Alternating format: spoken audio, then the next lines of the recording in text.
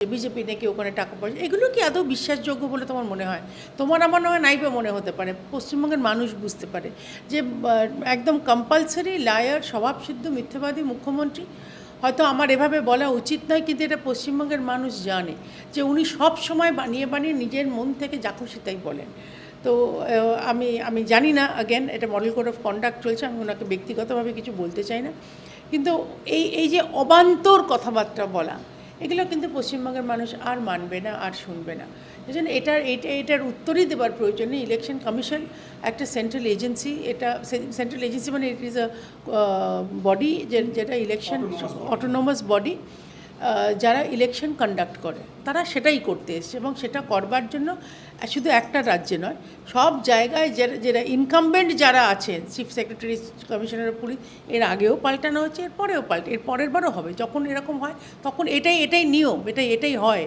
এবার যদি ওরা বলে যে না অন্য রাজ্যে কেন হয়নি, আগে নিজের রাজ্যটা দেখা হোক, নিজের রাজ্যে ল অ্যান্ড অর্ডার কী কাণ্ড করে রেখেছে ওরা। একটা সিম্পল এসআইআরের প্রসিজার তারা নর্মালি করতে দেওয়া হয়নি, সেইটার জন্য সুপ্রিম কোর্ট যেতে হচ্ছে, সেইটার জন্য অন্য রাজ্য থেকে ট্রিবিউনাল বসেছে, অন্য রাজ্য থেকে যা যাচ্ছে। তো এটা কি খুব নর্মাল মনে হচ্ছে কাউর? আমার তো মনে হয় এই অবান্তর কথা, মুখ্যমন্ত্রীর কথা কেউ মানবে না, কেউ শুনবে না। এটার উত্তর দেওয়ার প্রয়োজন। আচ্ছা, আপনি একটা কথা বললেন, সেটা হচ্ছে গিয়ে মানে এই কেন্দ্রীয় বাহিনী, এটা মানে অভূতপূর্ব যে আমাদের রাজ্যে ভোটে 2.5 লাখ সেন্ট্রাল ফোর্স, কাশ্মীরের থেকে বেশি এত মানে সেন্ট্রাল ফোর্স আসছে, প্যারামিলিটারি ফোর্স আসছে ধাপে ধাপে, এবং আমরা দেখতে পাচ্ছি রুট মার্চ শুরু হয়ে গেছে। খুব স্বাভাবিক, রুট মার্চ হলে মানুষের মনে একটা ভরসা যোগে যে হ্যাঁ সেনাবাহিনী আছে, অসুবিধা হবে না। কিন্তু আমরা এটাও দেখছি যে এই রাজ্যের যারা আইপিএস, যারা অফিসাররা রয়েছেন, স্থানীয় থানার যারা পুলিশ কর্মীরা রয়েছেন, তারাই তো নিয়ে নিয়ে এলাকাগুলো রুটমার্চ করাচ্ছেন, তারাই ঘোরাচ্ছেন। তো আমরা আমাদের রাজ্যে ভোটের সময় দেখেছি যে ওই প্যারামিলিটারি ফোর্স যেই জায়গায় রয়ে গেছে, কিন্তু তারপরে সেই অর্থে তাদের যা ভূমিকা, যেরকমভাবে তাদের কাজ করতে হতো, সেই কাজ তারা করতে পারেননি। আমি এই কারণে এটা বলছি যে বিজেপি বা সিপিএম বা তৃণমূল প্রার্থীরা যা খুশি বলুন, বা দলের কর্মীরা যা খুশি বলুন, সাধারণ মানুষ তারা ভোট দিতে যাওয়ার আগে তারা ভোট দিতে যেতে পারেননি, আটকে দেওয়া হয়েছে। আপনার কি মনে হয় এবারে সেন্ট্রাল ফোর্স একদম মানে সেই জায়গা থেকে বেরিয়ে আসবে? আমি এক্ষুনি এটাই তোমায় উত্তর দিলাম। আমি বললাম তো যে এরা অলরেডি কিন্তু এরিয়া সার্ভে করতে এসেছে, যার জন্য ওরা এবার আর পুলিশের ওপর ডিপেন্ডেন্ট নয়। আমার হয়তো মনে হচ্ছে যে পুলিশ নিয়ে ঘুরছে, সেটাই ঘোরা স্বাভাবিক, কিন্তু আগে কি হতো যে ভোটের আগের দিন আসতো বা ভোটের 1-2 দিন আগে আসতো, এসে তারা কমপ্লিটলি পুলিশের ওপর ডিপেন্ডেন্ট, পুলিশ যেখানে রাস্তা দেখাবে সেখানে যেতে হবে। কিন্তু এই যে ওপরে তুমি দেখবে গাড়ির ওপর ক্যামেরা লাগানো, ক্যামেরা পুরো সার্ভে করছে, দেখছে, সেজন্য এরপরে ওরা জানবে কোথায় যেতে হবে এবং কিভাবে কোন বুথে গিয়ে দাঁড়াতে হবে, সেটা ভালো করেই জানবে। এরপরে আর পুলিশের ওপর ডিপেন্ড করতে হবে না বলে এটাই আমাদের কাছে ইনফরমেশন আছে। এবার আমার মনে হয় এবার অনেক বেটার হবে। আর এটা লজ্জার, পশ্চিমবঙ্গের জন্য লজ্জার যে কাশ্মীরের থেকে বেশি এখানে সেন্ট্রাল ফোর্স লাগছে। আমাকে একটা কথা বলুন, আপনি কিছুক্ষণ আগেই বললেন যে পশ্চিমবঙ্গের মানুষ সব দেখছেন, তারা বুঝতে পারেন। খুব সত্যি কথা, পশ্চিমবঙ্গের মানুষ এটাও দেখছেন যে আমাদের রাজ্যে বাঙালিরা বিশেষ করে, মানে যারা এই পশ্চিমবঙ্গে বসবাস করে, বাঙালি অবাঙালি সবাই মিলিয়ে, আমাদের রাজ্যে সেভাবে তো রামের পুজো এর আগে এইরকমভাবে হয়নি।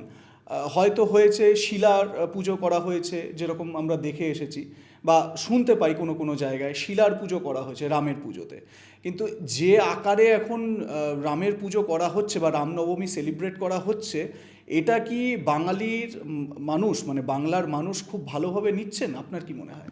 না, আমার তো মনে হয় ভালোভাবে না নেবার কিছু নেই। তার কারণ আজকে রাম মা দুর্গাকে পুজো করেছিল বলে সেই জন্য আমরা অকালবোধন পাই।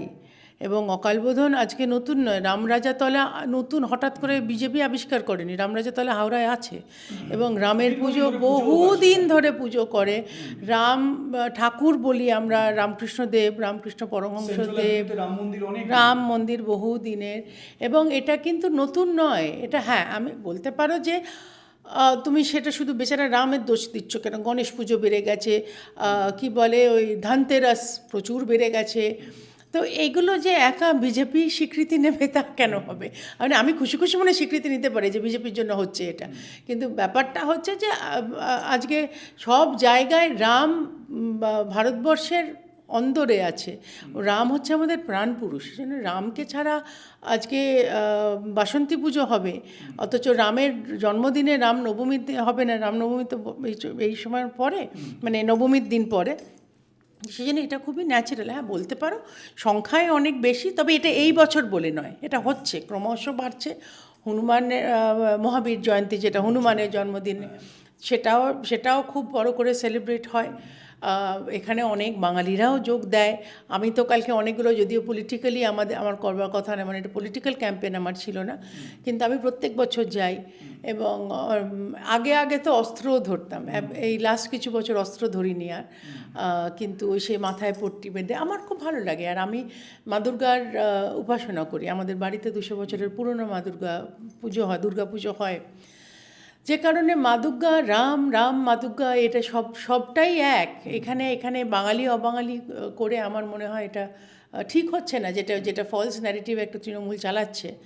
এটাও আমি বলবো পশ্চিমবঙ্গের মানুষ যথেষ্ট ভালো করে জানে যে আমরা বাঙালি পার্টি, সেটা আমাদের প্রমাণ দিতে হবে না। যে ডক্টর শ্যামাপ্রসাদ মুখার্জি আমাদের ভারতীয় জনসংঘ স্থাপন করেছিলেন, শ্যামাপ্রসাদ মুখার্জির জন্য পশ্চিমবঙ্গ ভারতবর্ষে আছে। সো তার থেকে বড় বাঙালি পার্টির প্রমাণ আমরা কি দিতে পারি? আমাদের প্রমাণ দেবার দরকার নেই।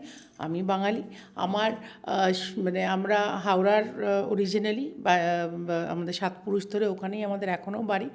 আমি বালিগঞ্জের মেয়ে, আমি বর্ন ব্রট আপ হিয়ার, এখানে আমার টিবলিকোটে আমার জন্ম, তারপরে ওখান থেকে আমরা বালিগঞ্জ পার্কে আমরা শিফট করলাম। তো সেই জন্য বাঙালিয়ানার কম্পিটিশনে আমি ওদের সঙ্গে নামতে চাই না। অনেক বাঙালি তৃণমূলের আমি যা দেখছি, স্বয়ং মুখ্যমন্ত্রী অর্ধেক বাংলা শব্দ নয় নিজে অ্যাড করছেন, নয়তো অর্ধেক বাংলা শব্দ ঠিক করে উচ্চারণ পর্যন্ত করতে পারে না। সেজন্য এইগুলো এবার একটু বন্ধ করা দরকার। পশ্চিমবঙ্গের মানুষ যথেষ্ট ভালো করে জানে যে বিজেপিকে আনলে সারা ভারতবর্ষের উন্নয়ন হচ্ছে, পশ্চিমবঙ্গ কেন পিছিয়ে থাকবে? আচ্ছা দেখুন, এই কথাগুলো মানে বিজেপির তরফ থেকে তো বলা হচ্ছে যে এখানে এবং আমরা দেখতেও পাচ্ছি যে বৃহৎ শিল্প নেই, বড় কোনো ইন্ডাস্ট্রি নেই, সত্যি কর্মসংস্থানের অভাব। এবং আমরা এই বালিগঞ্জ আপনার কেন্দ্রেই বিভিন্ন জায়গায় আমরা ঘুরে দেখেছি, মানুষের রিয়াকশন নিয়েছি। বেশিরভাগ মানুষ কিন্তু এটাই বলছেন যে কর্মসংস্থান নেই, এবং মানুষ বেরিয়ে যাচ্ছেন, ছেলেমেয়েরা কাজ পেয়ে অন্য জায়গায় বেরিয়ে যাচ্ছে, যেতে বাধ্য হচ্ছে, কিছু করার নেই।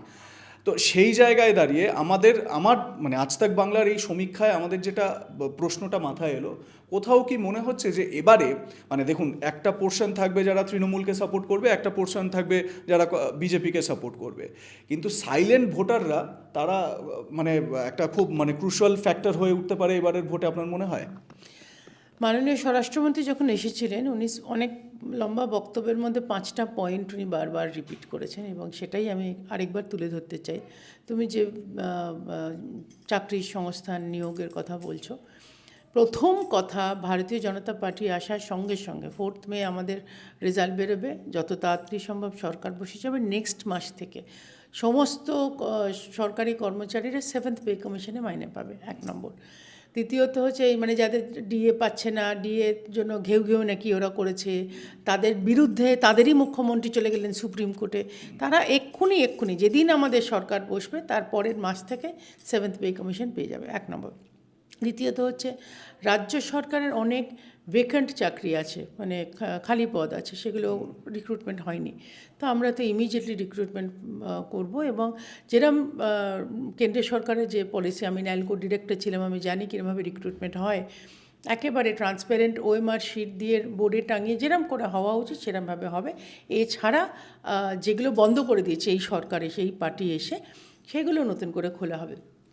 প্লাস যারা 26,000 চাকরি প্রার্থী যারা রাস্তায় গড়াগড়ি খাচ্ছে, তাদের জন্য আমরা ইমিডিয়েটলি 5 বছরের এক্সটেনশন দিয়ে দিচ্ছি। তো এই যেগুলো এই প্যানেল অমুক তমুক, এসএসসি করাপশন আর বাকিগুলো আমি আর এক্ষুনি বলছি না, ড্রিল শেষ হয়ে যাবে, সেগুলোর জন্য যাদের এতগুলো বছর নষ্ট যাচ্ছে, 5 বছর আমরা ইমিডিয়েট এক্সটেনশন দিয়ে দিচ্ছি। বাকি রইল ইন্ডাস্ট্রির কথায়, যে কোনো বড় ইন্ডাস্ট্রি আসেনি বালিগঞ্জের জন্য, সেটা ভীষণ ইম্পর্ট্যান্ট। কারণ বালিগঞ্জের একটা বৃহৎ অংশ হচ্ছে বড় পুরনো ইন্ডাস্ট্রি, পুরনো অভিজাত ইন্ডাস্ট্রিয়ালিস্ট যারা এখন আর এখানে ইন্ডাস্ট্রি চালাতে পারছে না, তারা চোখের জল ফেলে দরজা বন্ধ করে ঘরের মধ্যে, ফ্যামিলিকেও জানাতে পারছে না যে ইন্ডাস্ট্রির পর ইন্ডাস্ট্রি তাদের নিজেদের বন্ধ হয়ে গেছে, এবং অনেক ইন্ডাস্ট্রি বাইরে চলে গেছে। রাজ্যের বাইরে চলে গেছে। তো সেখানে তো আমরা আমাদের ক্লিয়ার বার্তা মাননীয় স্বরাষ্ট্রমন্ত্রী বলে গেছেন যে পদ্মফুল ফোটান, পদ্মফুল ফোটালে পদ্মফুল হচ্ছে মা লক্ষ্মীর আসন, মা লক্ষ্মী আসবেন এবং মা লক্ষ্মী আসবেন কারণ আমরা ইন্ডাস্ট্রি ডেকে আনবো বলে।